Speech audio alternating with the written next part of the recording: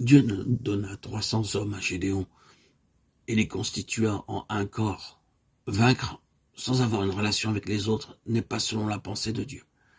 Gédéon et les 300 ont agi de concert. Cela est devenu possible parce que la chair fut retranchée. C'est la base de l'unité du Saint-Esprit et de la vie dans le corps. Ce qui est relaté dans le Nouveau Testament est en rapport avec un assemblage et non pas avec des œuvres. Les 300 livrèrent bataille et tous les enfants d'Israël sortirent pour poursuivre les ennemis. Les 300 travaillèrent et tout le peuple récolta. Nous vainquons et tout le peuple est fortifié. Rappelons-le, ce n'est pas pour nous-mêmes que nous nous tenons dans le lit du fleuve, mais pour l'Église dans son entier. Je me réjouis maintenant dans mes souffrances pour vous, et ce qui me manque aux souffrances de Christ, je l'achève en ma chair pour son corps qui est l'Église. Colossiens 1, 24. Les vainqueurs seront réprimandés par les autres, comme Gédéon le fut par les hommes d'Éphraïm. Gédéon a vaincu non seulement les Madianites du dehors, mais également ceux du dedans. Fatigués mais poursuivant toujours. Juge 8, 4.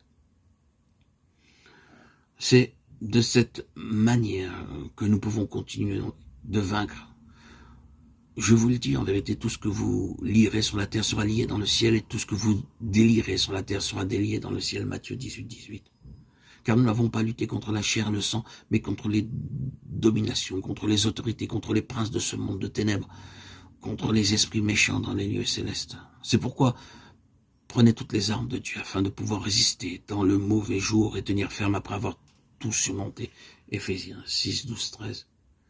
Et quelle est envers nous qui croyons l'infinie grandeur de sa puissance se manifestant avec efficacité par la vertu de sa force.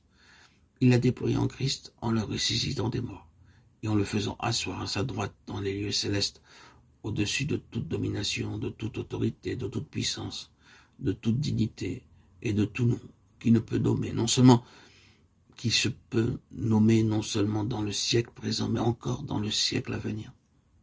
Il a tout mis sous ses pieds, et il l'a donné pour chef suprême à l'Église qui est son corps, Éphésiens 1, 19, 22. Il nous a ressuscités ensemble et nous a fait asseoir ensemble dans les lieux célestes en Jésus-Christ. Éphésiens 2, 6. Je vous le dis, en vérité, si quelqu'un dit à cette montagne, ôte-toi de là et jette-toi dans la mer, et s'il ne doute point en son cœur, mais croit que ce qu'il dit arrive, il le verra s'accomplir. C'est pourquoi je vous dis, tout ce que vous demanderez en priant, croyez que vous l'avez reçu, et vous le verrez s'accomplir. Marc 11, 23, 24. Les vainqueurs doivent apprendre à exercer l'autorité de Christ dans la prière. La prière dans l'Écriture n'est pas seulement une requête, bien plus, elle est l'expression de l'autorité. Ordonner avec autorité, voilà ce qu'est la prière.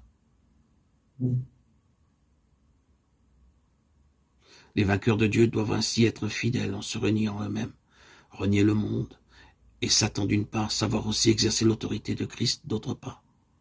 Nous devons permettre à Dieu de nous briser par la croix, afin de pouvoir nous tenir humblement devant lui. Il nous faut vaincre Satan en exerçant l'autorité de Christ, en vue de la victoire. La prière d'autorité n'est pas une demande, elle signifie ordonner.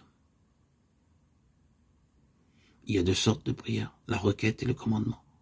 Commandez-moi, Ésaïe 45, 11. Nous avons la permission de commander Dieu pour que les choses s'accomplissent.